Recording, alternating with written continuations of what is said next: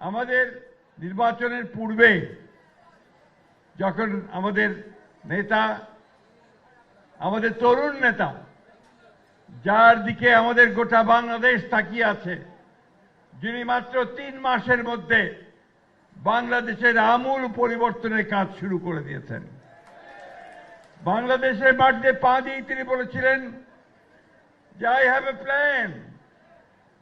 সেই প্ল্যানের কাজগুলো তিনি শুরু করে দিয়েছেন। ফ্যামিলি কার্ড দিয়েছেন, শুরু করেছেন মহিলাদেরকে। সেটার প্রথম কাজটি শুরু হয় এই ইউনিয়নেই, রহিমুলপুর ইউনিয়নে, মনে আছে আপনাদের নিশ্চয়ই। দ্বিতীয়ত কৃষক কার্ড শুরু করেছেন, খাল খনন কর্মসূচি শুরু করেছেন। যারা খেলাধুলা করে এবং খেলাধুলাকে প্রফেশন হিসেবে নিতে চায় তাদেরকে জন্য নতুন করে কাজ শুরু করেছেন। প্রতিটি 8টি কর্মসূচি গ্রহণ করেছেন ছেলে মেয়েদের, বাচ্চাদের উন্নয়নের জন্য এবং কৃষি কারণের জন্য। সব দেশে একটা উন্নয়নের একটা জোয়ার বইতে শুরু করেছে। সেই নেতা জনাব তারেক রহমান সাহেব ঠাকুরের নির্বাচনের পূর্বে যখন এসেছিলেন তখন তো অনেকগুলো দাবি দেওয়া ছিল। তখন ছিল আপনার পাবলিক ইউনিভার্সিটি, মেডিকেল কলেজ, রাস্তাঘাট, উপজেলা। কিন্তু যখনই আমাদের লোকেদের দাবির মুখে উনি বললেন যে এয়ারপোর্ট হবে, বলার সঙ্গে সঙ্গে সমস্ত মাঠ আনন্দে উদ্বেলিত হয়ে গেল, ঠিক না? কেন? ওই লোকগুলো কিন্তু কেউ কোন সহজে বিমানে উঠতে পারবে না। পারবে কি? 10,000 টাকা দিয়ে বিমানে উঠে পারবেন? পারবেন, তাও লাফাতেন কেন? এটা আমাদের গর্ব, আমাদের প্রাইড, আমাদের গর্ব যে আমাদের থাকবে একটা এয়ারপোর্ট আছে, ঠিক না? এটাই হচ্ছে মূল কথাটা। আজকে আমাদের মাননীয় অতিথিরা, আমাদের অত্যন্ত প্রিয় মানুষ বাংলাদেশের সকলের কাছে, আমাদের বিমানমন্ত্রী আফরোজা রিতা, আমি তাকে সবসময় রিতা ছোট বোনের মতোই সবসময় আমি জানি। আমাদের মিল্লাত, আমি ওর চাচা হই ওদের। আমাদের বাবলু মির্জা সাহেব মনে আছে তোমার? বাবলু মির্জাকে মনে আছে? উনার মেয়ের সঙ্গে উনার চাচাতো ভাইয়ের বিয়ে হয়েছে, সেদিক থেকে আত্মীয়। শুধু আমি কিন্তু আর ছাড়ি নাই, দুইজনকে ধৈর্য শক্ত করে নেয় যে প্রধানমন্ত্রী কথা দিয়েছে তারেক সাহেব আপনাদেরকে এটা করতে হবে। আমাকে ওরা বলছে আপনারটা হবে। আজকে বগুড়া এবং ঠাকুরগাঁ এই দুটা ইতিমধ্যে পরিকল্পনা বিভাগের যে খাতা তৈরি হয়, কোনটা কোনটা কাজ হবে, তার মধ্যে সবুজ পাতা বলে একটা পাতা আছে, গ্রিন পেজ। ওই গ্রিন পেজে উঠে গেছে ঠাকুরগাঁ। সুতরাং আমি সাংবাদিক ভাইদের বলবো, আপনারা ওই যে অযথা প্রশ্ন করছেন যে কবে হবে কবে হবে, এটা তো আপনার মুহূর্তের মধ্যে ঘষা দিলে আমার হয়ে গেল তা তো হবে না। এইটার এখন সার্ভে হবে, এইটার এখন আপনার ভায়াবিলিটি একটা স্টাডি হবে, সেই স্টাডিতে কতটুকু হবে সে দেখতে হবে। এই যে বিল্ডিংগুলো আছে এখানে ভেঙে নতুন করে করতে হবে, এয়ারপোর্টের টার্মাক লাগাতে হবে, ঠিক কিনা? কাইলে যদি চাই না এই যে প্লেন উড়িবে পারবে কি? তো বুঝিবা হবে। তো সাংবাদিক ভাইদেরকে বলছি, আপনার সবাই বিজ্ঞ পণ্ডিত মানুষ, এটা বুঝে প্রশ্ন করলে আমরা খুশি হব। হবে ইনশাল্লাহ, বলেছি হবে। আমাদের প্রধানমন্ত্রী বলেছেন হবে, মন্ত্রীরা বলে গেছেন হবে। আগামী 2 বছরের মধ্যে ইনশাল্লাহ এখানে আপনারা প্লেনে উঠতে পারবেন।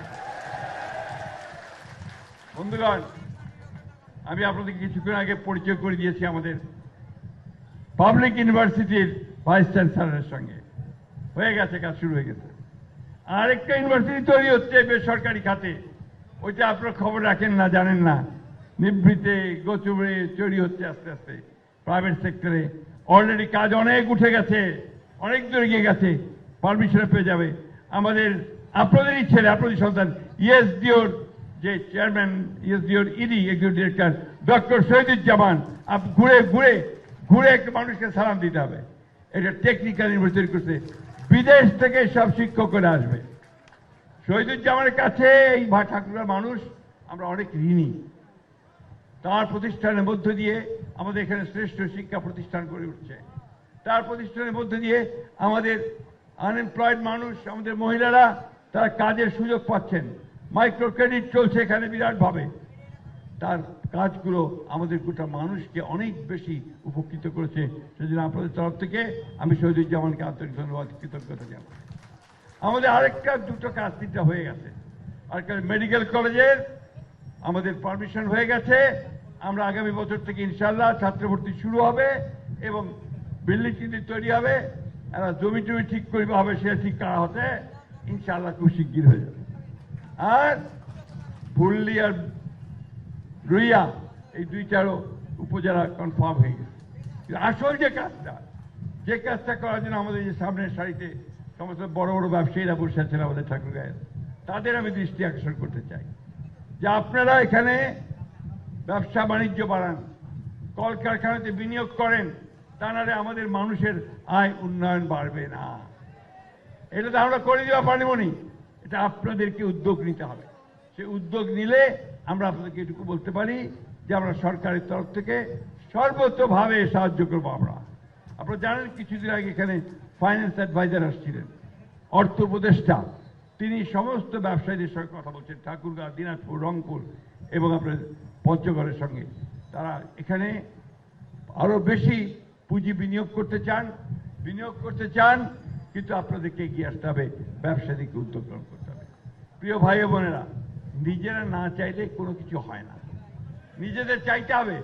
আমি ধন্যবাদ জানাই আজকে বেসরকারি বিমান চলাচল মন্ত্রী, প্রতিমন্ত্রীকে, তারা আজকে ফুল টিম নিয়ে এসেছেন এখানে। সেক্রেটারি এসছেন, সচিব এসছেন, বাংলাদেশ বেসামরিক আমাদের যে চলাচলের কর্তৃপক্ষ আছে, সিভিল এভিয়েশন যে আপনার কর্তৃপক্ষ অথরিটি, তার চেয়ারম্যান থেকে শুরু করে, মেম্বার থেকে শুরু করে তার ফুল টিম এসেছে এখানে। তারা সবাই আজকে এখানে দেখে গেলেন। সুতরাং আপনারা যারা সাংবাদিক ভাইদের জন্য বলি যে হ্যাঁ, পেশেন্স, ধৈর্য ধরবেন, অধৈর্য হবেন না। আপনার প্রস্তুতি দেখেই বুঝতে পারছেন যে এটা ইনশাআল্লাহ হয়ে গেছে, ইনশাআল্লাহ। ঠিক আমি চেষ্টা করছি আমার এই বয়সে আপনাদেরকে যে কথাগুলো আমি দিয়েছিল সেই কথাগুলো পালন করার আমি চেষ্টা করছি। আমি আল্লাহ তার কাছে একটাই দোয়া চাই যে আল্লাহ তাআলা আমাকে যেন সেই সুযোগ দেন। আমি নির্বাচনের পূর্বেও আপনাদেরকে বলেছিলাম যে আমার বয়স হয়ে গেছে, আমি আর সামনে নির্বাচন করতে পারবো কিনা, আপনাদের সামনে এসে আবার মোক একখান ভোট দেন কইবা পারেন কিনা আমি জানো না। সুতরাং আমি যাওয়ার আগে কিছু কাজ করতে চাই। আল্লাহ তাআলার অশেষ রহমতে আমার নেতা তারেক রহমানের প্রতি আমি কৃতজ্ঞতার আমার শেষ নেই যে তার উদ্যোগের কারণে আজকে এই কাজগুলো আমি মাত্র 90 দিনের মধ্যে, 3 মাসের মধ্যে করতে সক্ষম হয়েছে বলতে। আমাকে কিছুক্ষণ আগে ডিসি সাহেব সার্কিটে বলছিলেন, স্যার এখানে অনেকগুলো অফিসার নাই, ডিপার্টমেন্ট আছে, লোক নাই, এখন যে পরিমাণ ডেভেলপমেন্টের কাজ আপনি আনতে শুরু করেছেন, আমি তো এগুলো সামাল দিতে পারবো না যদি লোক না দেন। তো ইনশাআল্লাহ লোক আসবে, কাজ হবে, আপনার কোনো চিন্তা করবেন না। আমি ধন্যবাদ জানাতে, কৃতজ্ঞতা জানাতে চাই আমাদের এই এলাকার মানুষকে, আমাদের প্রিয় ভাইদেরকে, যারা সব সময় আমাকে সমর্থন দিয়েছেন, আমাকে ভোটটা সবারই দিয়ে দিয়েছেন ধানের শীষে। ঠিক না? কি ভুল কথা কাজও কি রহিমপুরবাসী ভুল বলতেছি নাকি? আপনারা খুব কষ্ট পেয়েছেন, বক্তৃতা বাড়াবো না। আমি শুধু ব্যবসায়ী ভাইদেরকে অনুরোধ করব যে আপনারা দয়া করে ঠাকুরগাঁয় কিভাবে বিনিয়োগ করা যায় তার জন্য উদ্যোগ গ্রহণ করেন, যাতে আমাদের মানুষের আয় এবং ইনকাম বাড়তে পারে। আমরা শিক্ষা প্রতিষ্ঠানগুলোকে উন্নত করবার জন্য চেষ্টা করছি। ডিসি সাহেবকে ইতিমধ্যে আমি বলেছি যে আপনি দেখেন কোন কোনগুলো দুর্বল আছে সেগুলোতে চাষ শুরু করেন। আর ভাই আরেকটা কথা জোরে সোরে কয়েছে, সবাই কয়েছে, ছেলেদেরকে অযথা বিএ আর এমএ পাস করাবেন না। বিএ এমএ পাস করে চাকরি পায় না, সারা মোর উপর ঘাড়ে চড়ছে। হ্যাঁ, খুব যারা পাম কয়েন বিএ পাস এমএ পাস ছেলে কিন্তু চাকরি নাই। ওই ওখানে বসে বসে আমাদের নীলু, আমাদের ঠাকুরের ছেলে, মেয়ের ইঞ্জিনিয়ার, সে হাসতেছে, হাসে কারণ আছে। ওকে আমি বলছি যেমন করে পারো ঠাকুরগাঁতে এই ছেলেপেলেগুলোকে স্কিল ট্রেনিং দিয়ে তাদেরকে বাইরে পাঠানোর চেষ্টা করো। যেমন করে পারো অন্যান্য ভাষা শিক্ষা করে তাদেরকে কাজ করার সুযোগ করে দাও। সে ইতিমধ্যে কাজ শুরু করেছে নীলু, ইনশাআল্লাহ আমরা এই কাজগুলোতে সামনের দিকে এগিয়ে যেতে পারবো। আমরা ইতিমধ্যেই আমাদের যে সমস্ত মসজিদ, মাদ্রাসা এবং আপনার যে সমস্ত রাস্তাঘাট এখন পর্যন্ত করতে পেরেছি তাতে প্রায় 40 কোটি টাকার কাজ আমি ইতিমধ্যে করতে সক্ষম হয়েছি। আমরা আমাদের সাধারণ মানুষ যারা দুস্থ দরিদ্র তাদেরকে আমরা সাহায্য করতে সক্ষম হয়েছি। প্রিয় ভাই ও বোনেরা, বক্তৃতা বাড়াবো না, শুধু এইটা কথা বলতে চাই যে আপনারা সব সময় সঠিক পথে ছিলেন। কিছু মানুষ আছে, কিছু গোষ্ঠী আছে, কিছু দল আছে যারা জনগণকে বিভ্রান্ত করতে চায়। তারা বিভিন্নভাবে অপপ্রচার চালিয়ে, মিথ্যা কথা বলে অপপ্রচার চালিয়ে মানুষকে ভুল বোঝাচ্ছে। আমরা নাকি জুলাই সনদ বাস্তবায়ন করতে চাই না, অথচ আমরাই জুলাই সনদ তৈরি করেছি। সংস্কার আমাদের। আমরা শহীদ প্রেসিডেন্ট জিয়াউর রহমান তিনি একদলীয় শাসন ব্যবস্থা থেকে বহুদলীয় গণতন্ত্রে নিয়ে এসেছিলেন। এটা একটা বিশাল সংস্কার ছিল। তিনি মিডিয়াকে মুক্ত করে দিয়েছিলেন, বিচার বিভাগকে স্বাধীন করেছিলেন। দেশনেত্রী Begum Khaleda Zia presidential form of government থেকে পার্লামেন্টারি ফর্ম অফ গভর্নমেন্টে নিয়ে এসছেন। কি ঠিক কথা না ভুল কথা বলতেছি? এবং তিনি মেয়েদের শিক্ষার জন্য ক্লাস 12 পর্যন্ত অবৈতনিক করেছেন, ঠিক না? আজকে আমার প্রধানমন্ত্রী তিনি বলেছেন মেয়েদের ডিগ্রি পাস করবে, কোনো বেতন দিতে হবে না ইনশাআল্লাহ। এই যে মানুষের পক্ষে, মানুষের জন্য, ভবিষ্যৎ প্রজন্মের জন্য কাজগুলো, এই কাজগুলো আমরাই শুরু করেছিলাম। দেশনেত্রী বেগম খালেদা জিয়া 2016 সালে প্রথম ভিশন 2030 দিয়েছিল সংস্কার। আমরা লড়াই করেছি আমার এই ফ্যাসিবাদের বিরুদ্ধে 14-15 বছর। আমরা 2021 সালে 22 সালে আমরা 31 দফা দিয়েছিলাম কর্মসূচি, সংস্কার কর্মসূচি। এগুলো আমাদেরই করা। সুতরাং যখন আপনারা মানুষকে বলেন যে বিএনপি এই সরকার তারা সংস্কার করতে চায় না, মিথ্যা কথা বলেন। আমরা পরিষ্কার করে বলছি মিথ্যাচার করবেন না, জনগণ আপনাদেরকে ক্ষমা করবে না। বন্ধুগণ, আমরা প্রতিটি শর্ত জুলাইয়ের আমরা পালন করছি। আমরা তখনই বলেছিলাম যে বিষয়গুলো সম্ভব নয়, তা আমরা তখনই বলেছিলাম, নোট অফ ডিসেন্ট দিয়েছিলাম আমরা। সেগুলো কথা কয় না আমরা, ওখানে আমরা নাকি জুলাই সনদ করিবা চাই না। আমরাই জুলাই সনদ করেছি, পরিষ্কার করে বলছি। আমরা সই করেছি, ঘোষণা করেছি, আমরা তৈরি করেছি। সুতরাং আমি পরিষ্কার করে বলি, একটা দল আছে ধর্মের নামে রাজনীতি করে, কিছু কহিলে খাইলে না বলে বা কয়। নামটা জানেন তো দলটার? কয়েন থেকে কি দলটার নাম কি? জোরে কইবা হবে। হ্যাঁ, খুব সুন্দর সুন্দর কথা বলবে, মিঠা মিঠা কথা, আর ধর্মের কথা বলবে, আর মিথ্যা কথা বলবে। এই করে রাজনীতি হবে না। জনগণের ভালোবাসা পেতে হলে সত্য কথা বলে জনগণকে ভালোবেসে এগোতে হবে। তখন ভীষণভাবে ঢাক ঢোল বাজাচ্ছিল, ক্ষমতা এসে গেছে, ঠিক না? নির্বাচনের আগে খুব পিটা ছিল না, এসে গেছে এসে গেছে, জামাত এসে গেছে। উল্টে গেল, মানুষ ভোট দিছে। কেন কাটা করেন না কেন ভাই? হ্যালো, আসলে জামাত আসবে? জামাত ভবিষ্যতে আর আসবে মনে করেন? আমি ভাই পরিষ্কার করে বলতেছি, এই দেশের মানুষ জামাতকে ক্ষমতায় আনবে না। খুব পরিষ্কার কথা। কেন? এই জামাত ইসলাম 1971 সালে আমার স্বাধীনতার বিরোধিতা করেছিল। আমাদের যারা যোদ্ধা ছিল, মুক্তিযোদ্ধা ছিল, তাদেরকে হত্যা করেছিল। আমাদের মা বোনদের সম্ভ্রম বিনষ্ট করেছিল। কোনো মতেই তাদেরকে ক্ষমতায় নিয়ে আসতে পারি না, এই দেশের মানুষ পারে না। বন্ধুগণ,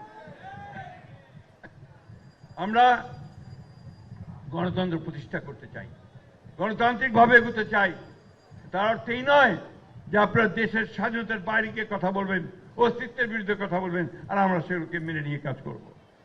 এই দেশে মানুষ তা করতে দেবে না। সব শেষে ভাই, আর কথা কইবা চাও না, আমি সরকারি কর্মকর্তাদেরকে, জেলা প্রশাসক, পুলিশ সুপার, আমাদের জিওসি, সেনাবাহিনী, আমাদের বেবি চক অর্থাৎ বেসরকারি বিমান পরিবহন সংস্থার সমস্ত কর্মকর্তাদেরকে তাদেরকে আন্তরিক কৃতজ্ঞতা ধন্যবাদ জানাতে চাই। বিশেষ করে আমার এই যে নৃগোষ্ঠীর যে সমস্ত মেয়েরা, বোনেরা আজকে এখানে কষ্ট করে রোদ্রে দাঁড়িয়ে আমাদের অতিথিদেরকে স্বাগত জানিয়েছে, শিবগঞ্জ কলেজের মেয়েরা স্বাগত জানিয়েছে, তাদেরকে আমি আন্তরিকভাবে ধন্যবাদ এবং কৃতজ্ঞতা জানাই। আমি আজকের মা বোনেরা সামনে বসে আছে, এই গরমে কষ্ট হচ্ছে, জানি কি করিবেন, পাওয়া হলে তো কিছু কষ্ট করিবা হবে না। তো সেই কষ্ট একটু করতেছি আমরা। ইনশাআল্লাহ আল্লাহ আমাদের সহায় হবেন, আমরা অবশ্যই আমরা জয়ী হব, আমরা আমাদের সমস্ত কাজগুলো করে নিতে পারবো। একটা কথা সবাই মনে রাখবেন যে আমাদের নেতা তারেক রহমান সাহেব তিনি একটা নতুন দিগন্তের সূচনা করেছেন, নতুনভাবে পথ দেখাচ্ছেন। তার কাজ আলাদা। এই লোকটা দিনরাত পরিশ্রম করে। আগে যে যারা হাসিনা প্রধানমন্ত্রী ছিল, যারা বাড়ি থেকে বাইরে হলে যারা অফিসে যাচ্ছিল, বিশ্বাস করেন চারদিকে মতো যুদ্ধ হচ্ছে বোধহয়, পুলিশ আর্মি চতুর্দিকে রাস্তাঘাট ঘিরে রাখা। এরা প্রধানমন্ত্রী যায় কেউ বুঝিবাই পারে না প্রধানমন্ত্রী যাতে দেখি বোঝাই যায় না। উনি মাত্র 3টা গাড়ি নিয়ে চলেন। এটাই হচ্ছে পরিবর্তন, দৃষ্টিভঙ্গির পরিবর্তন, মাইন্ডসেটের পরিবর্তন। আমি জনগণের লোক, জনগণের সঙ্গে থাকবো। এই কথাগুলো আমাদেরকে অবশ্যই মনে রাখতে হবে। একটা না দুইটা না, অসংখ্য কাজ তিনি করছেন যেটা উদাহরণ হয়ে থাকবে। আজকে সেই তারেক রহমানের নেতৃত্বে আমরা কাজ করছি। আমরা ইনশাআল্লাহ আগামী দিনগুলোতে আমরা জনগণের উন্নয়নের জন্য, এলাকার উন্নয়নের জন্য আরো কাজ করতে সক্ষম হব। কিন্তু একই সঙ্গে বন্ধুগণ, রাজনীতির বাইরে আমরা যেতে পারবো না। আমাদের বাংলাদেশের রাজনীতি হচ্ছে মানুষের জন্য রাজনীতি। বাংলাদেশ জাতীয়তাবাদের রাজনীতি হচ্ছে দেশনেত্রী বেগম খালেদা জিয়ার রাজনীতি। আমাদের রাজনীতি হচ্ছে আমাদের প্রতিষ্ঠাতা স্বাধীন ঘোষক শহীদ প্রেসিডেন্ট জিয়া রহমানের রাজনীতি। আমরা একটা জাতীয়তাবাদী আদর্শে বিশ্বাস করি। আমরা একটা লিবারেল ডেমোক্রেটিক পার্টি, একটা উদারপন্থী গণতান্ত্রিক দল। এই জায়গা থেকে আমরা সরতে চাই না। এখানে হিন্দু, মুসলমান, বৌদ্ধ, খ্রিস্টান সকলকে একসাথে নিয়ে আমরা সামনের দিকে এগিয়ে যেতে চাই। এখানে সাম্প্রদায়িকতা, এখানে বিভাজন, ধর্মের বিভাজনের মধ্যে আমরা যেতে চাই না। আমরা এইভাবেই দেশটাকে গড়ে তুলতে চাই একটা রেইনবো স্টেটের মতো, যেখানে সবাই থাকবে, সব রঙগুলো আসবে, সব ফুল ফুটবে, বিকশিত হবে, একটা সৌরভ সকলের কাছে যাবে। আসুন আমরা সেই দিকে সামনের দিকে এগিয়ে যাই। আল্লাহ তাআলার কাছে শুকরিয়া আদায় করছি যে আল্লাহ তাআলার অশেষ রহমতে আজকে আমার অতিথিদেরকে আমি এখানে আনতে পেরেছি এবং আমরা একটা ওয়াদা পেয়েছি যে খুব শিগগিরই আমাদের এই এয়ারপোর্টটা আপনার চালু হবে। আপনাদের সকলকে ধন্যবাদ এবং প্রশংসা জানাচ্ছি যে এই কষ্টের মধ্যে, রোদ্রের মধ্যে আপনারা এখানে বসে আছেন। আপনারা সবাই ভালো থাকবেন, সুস্থ থাকবেন এবং আমাদেরকে সহযোগিতা করবেন, আমাদেরকে সাহায্য করবেন। আল্লাহ হাফেজ। বাংলাদেশ জিন্দাবাদ, বাংলাদেশ জাতীয়তাবাদী দল জিন্দাবাদ। শহীদ জি অমর হোক, দেশ খালেদা জিয়া।